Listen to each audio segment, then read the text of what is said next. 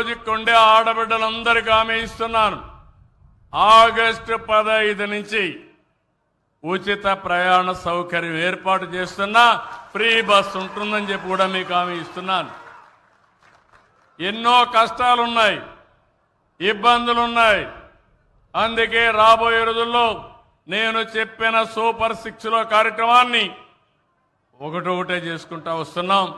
నేను చాలాసార్లు మీకు ఒక విషయం చెప్పాను. నిన్ననే మేము కడపలో ఒక మీటింగ్ పెట్టాం, మహానాడు పెట్టాం. అది కూడా కడపలో పెట్టాం. కడపలో పెడితే నా జీవితంలో ఎప్పుడూ రానటువంటి స్పందన చూశాను. మామూలు స్పందన కాదు. నాకే ఆశ్చర్యం వేసింది.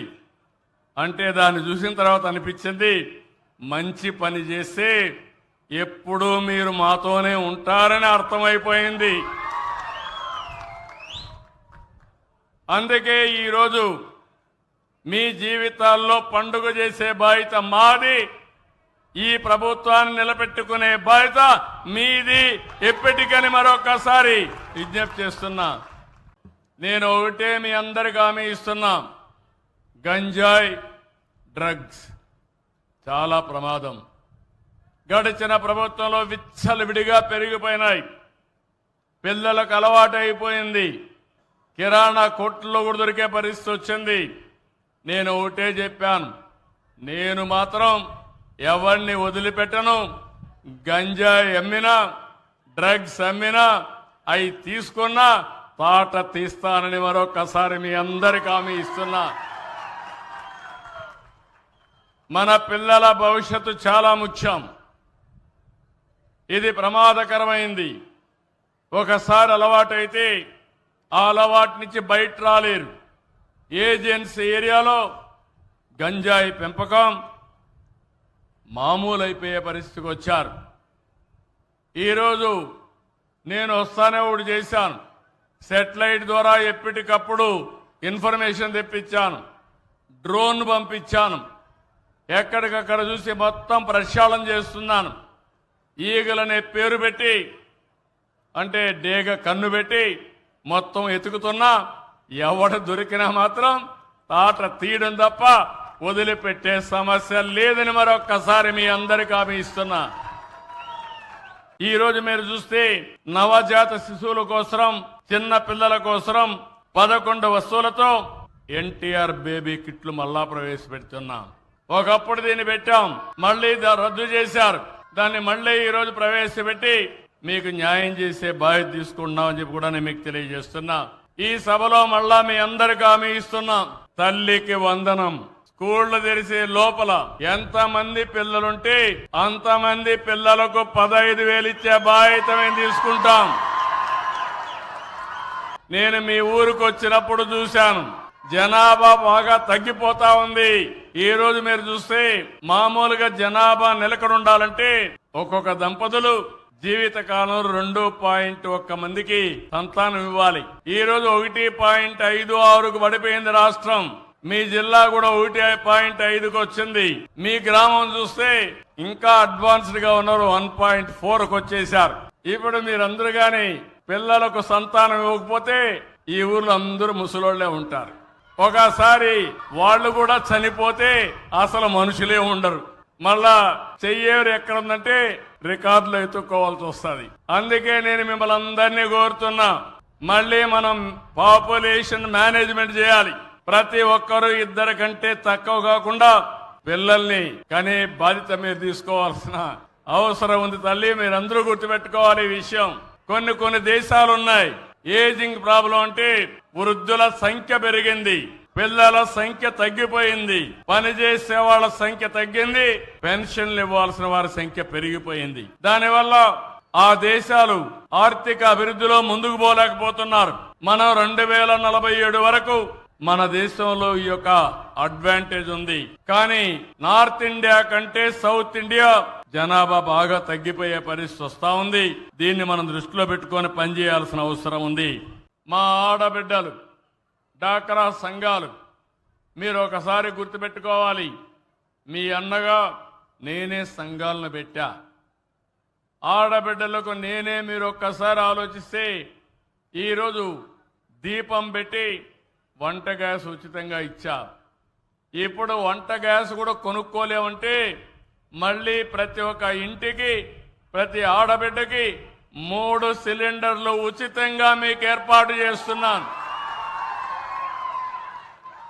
ఒక్కొక్కసారి నేను ఉచితంగా ఇస్తున్నానంటే గ్యాస్ కంపెనీలు కూడా సరిగా చేయకుండా మీ దగ్గర డబ్బులు తీసుకునే పరిస్థితి వస్తున్నారు. నేను ఇచ్చేది డబ్బులు మీకు గాని గ్యాస్ కంపెనీలకు కాదు. అందుకే ఇప్పటి నుంచి 4 నెలలకు ఒకసారి మా ఆడబిడ్డల అకౌంట్ లో ఆ డబ్బులు మీ అకౌంట్ లో వేస్తానని మరొకసారి మా ఆడబిడ్డలందరికీ హామీ ఇస్తున్నా. మా ఆడబిడ్డల ఖర్చులు తగ్గించాలని ఆలోచిస్తున్నాను. దీనికి కూడా శ్రీకారం చుడతాను. ఇంకో పక్క రోడ్లన్నీ గుంతలు పడిపోయినాయి, గోతులు పెట్టి వెళ్లారు, గుంతలన్నీ పూడ్చాం. దీనికి 1200 కోట్లు ఖర్చు అయింది. 20,000 కిలోమీటర్లు బాగు చేశాం. మళ్లీ హామీ ఇస్తున్నాం, భవిష్యత్తులో కూడా ఈ రోడ్లు సక్రమంగా మెయింటైన్ చేసే బాధ్యత ఈ ప్రభుత్వం తీసుకుంటామని చెప్పి కూడా నేను మీకు తెలియజేస్తున్నాను. మత్స్యకారులు చాలా ఇబ్బందుల్లో ఉన్నారు. 217 జీవో తెచ్చారు వాళ్ళ పొట్టగొట్టడానికి. ఈరోజు ఆ జీవోను రద్దు చేశాం. మత్స్యకారుల సేవలో వేట సమయంలో వాళ్లకు ఆర్థిక సహాయం చేయాలనే ఉద్దేశంతో ఒక్కొక్క కుటుంబానికి 20,000 రూపాయలు చొప్పున 259 కోట్ల రూపాయలు రిలీజ్ చేశాం. ప్రతి ఒక్కరికి పేదవాళ్ళకి కడుపు నిండా తిండి పెట్టడానికి ఆ రోజు అన్నా క్యాంటీన్లు తెచ్చాం. ఈ రోజు మీరు గుర్తుపెట్టుకోవాలి, మన నాయకుడు ఎన్టీ రామారావు గారు మొట్టమొదటిసారిగా టీటీడీలో అన్నదాన కార్యక్రమాన్ని ప్రారంభించారు. ఈ రోజు ఆ కార్యక్రమం చాలా బ్రహ్మాండంగా జరుగుతా ఉంది. దాన్ని స్ఫూర్తిగా తీసుకుని నేను అన్నా క్యాంటీన్ పెడితే దాన్ని కూడా మూసేసే పరిస్థితికి వచ్చారు. ఈ రోజు 203 అన్నా క్యాంటీన్లు పెట్టాం. అవసరమైతే ప్రతి ఒక్క నియోజకవర్గంలో ఒక అన్నా క్యాంటీన్ ఉంటుందని మరొక్కసారి మీ అందరికీ హామీ ఇస్తున్నా. ఏదైతే అన్నదాత జూన్ నుంచే ప్రారంభిస్తా. కేంద్ర ప్రభుత్వం 3 విడతల్లో ఇస్తుంది. 20,000 రూపాయలు 3 విడతల్లో మీ అకౌంట్ లో వేసే బాధ్యత ఈ ప్రభుత్వం అందని హామీ ఇస్తున్నాను. అదే సమయంలో రైతులందరికీ విజ్ఞప్తి చేస్తున్నా.